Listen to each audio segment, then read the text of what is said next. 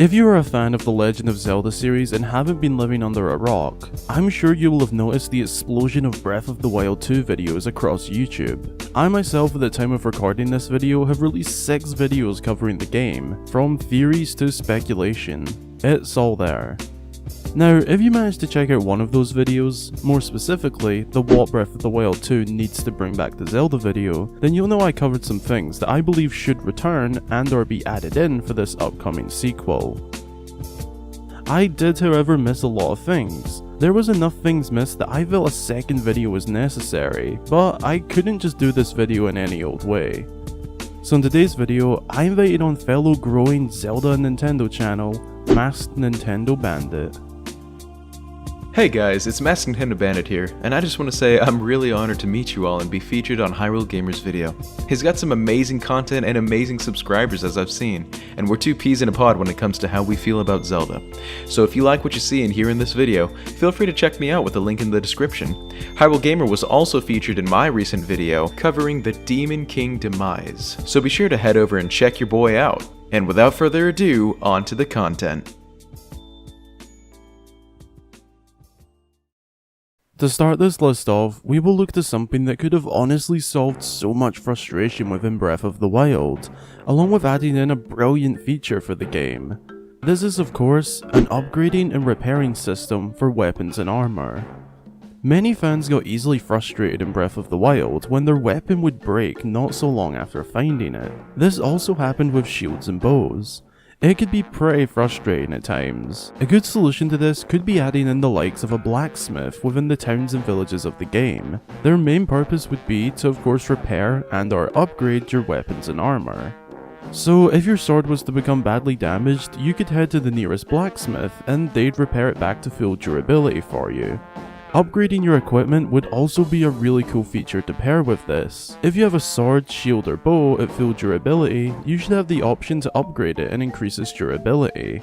Me personally, I feel like repairing and upgrading should be a costly luxury to have, but valued accurately according to the material the piece of equipment is made from.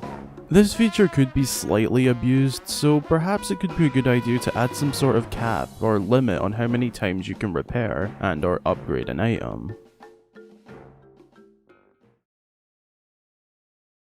Breath of the Wild is, beyond any doubt, a phenomenal title that dared to revolutionize the Zelda format. Obviously it was successful, given the Game of the Year award it was able to achieve back in 2017 when it was released.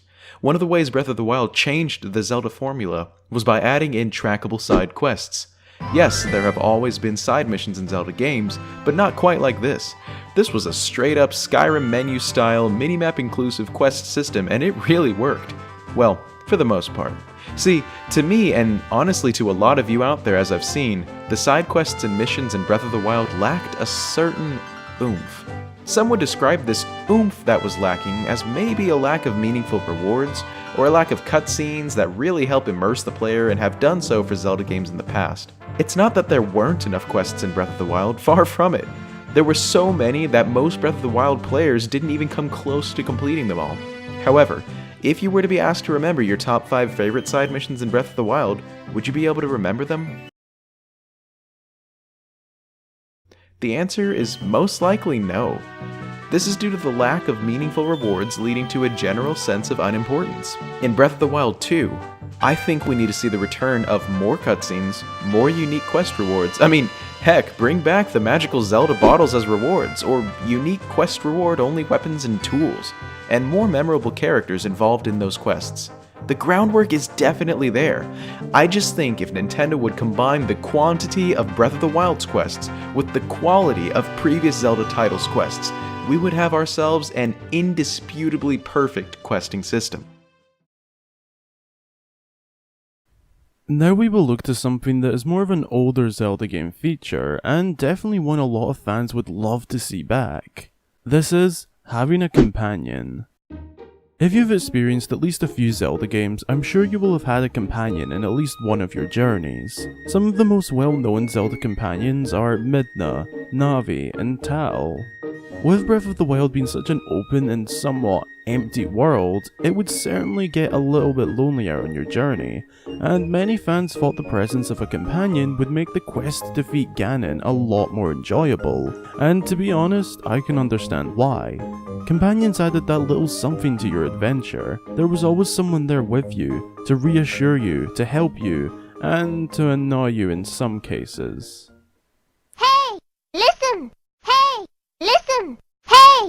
Listen! Yeah.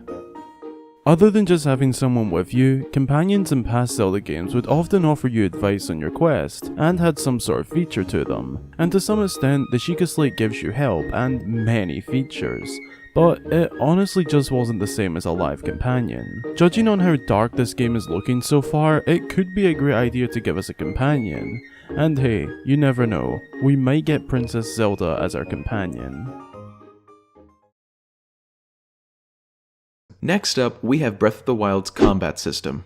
First off, I'd like to point out everything right with Breath of the Wild's new to Zelda combat.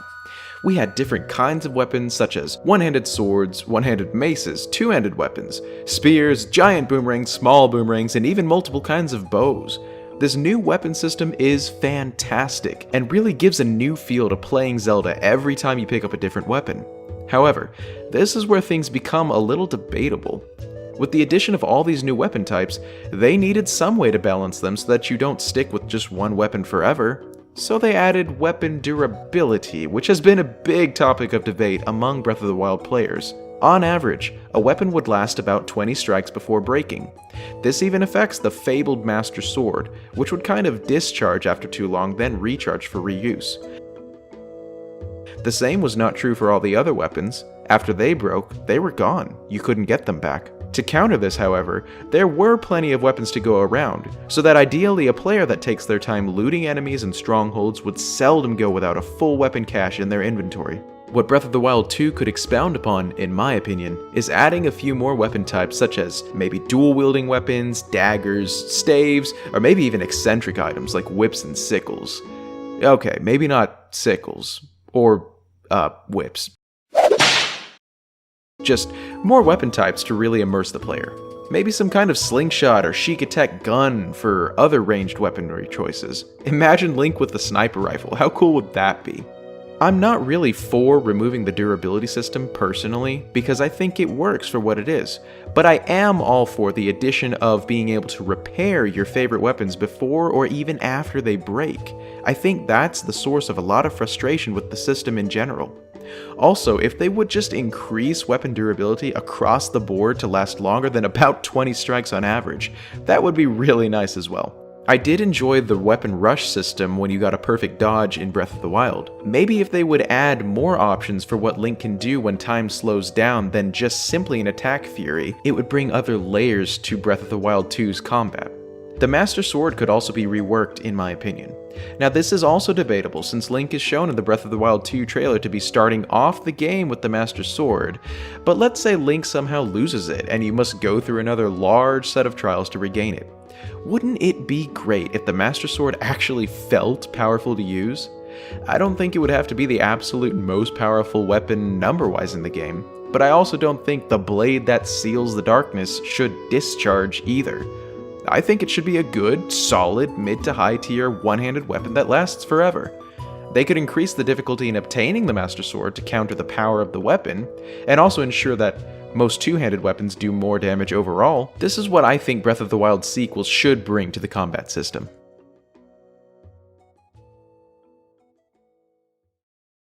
Throughout the entire Zelda franchise, Link finds himself facing off against all manner of monster. Bokoblins, Keese, Octoroks, Redeads, you name it.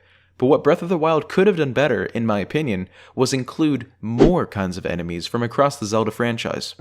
Throughout the game, you face several kinds of enemies, but as the game progresses, those enemies don't actually get harder, or move faster, or even spawn more deadly kinds of enemies.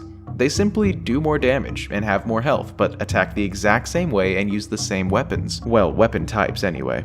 This can bring a sort of mundane feeling when fighting enemies mid to late game, because by now, you'll be able to predict every movement and every swing of whatever enemy you're facing. Giving harder enemies more difficult movesets and special attacks, or even adding in other enemy species would really help to change up the enemy variety.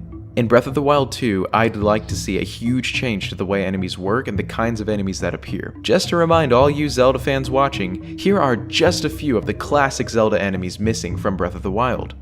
Redeads, Stalfos, Bobaplans, Skulltulas, Like-Likes, Tektites, Wolfos, Iron Knuckles, or Darknuts.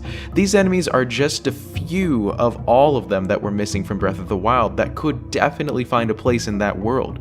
They're all unique and would bring greater variety than that of Breath of the Wild. Also, if, and this is a giant if, we see a return to classic Zelda dungeons in Breath of the Wild 2, I would love to see new dungeon mini-bosses and bosses that aren't all just tougher forms of normal enemies or different incarnations of mindless Ganons. Breath of the Wild 2 has a chance to really hit that nail on the head with the inclusion of these enemy varieties. Now for the final thing on this list, and oh boy, it's a big one. Traditional items. Items in the Legend of Zelda series have always played a major role, but when Breath of the Wild came along, that all changed. To some extent, there is still your main set of items, those being the Ruin abilities, but I think any Zelda fan could agree that they are very different from traditional items. Not to say how Breath of the Wild dealt with items was bad, it's just that many fans, myself included, would love to see the return of traditional items. With the sequel 99% being open world, the Zelda team would have to find a way to make this possible. But an idea I had was, what if these traditional items were brought back, but just as Ruin abilities, or something along those lines. And this time, instead of unlocking them all at the beginning of the game, we get to unlock a new item ability with each dungeon or within a specific area of the game. Obviously, we can't have everything back, but even just adding some things like a hook shot, iron boots, the ball and chain, and the list is just endless, would be amazing. I feel like the only realistic way to fill this lack of traditional items is doing it through Ruin abilities, or something along the same lines.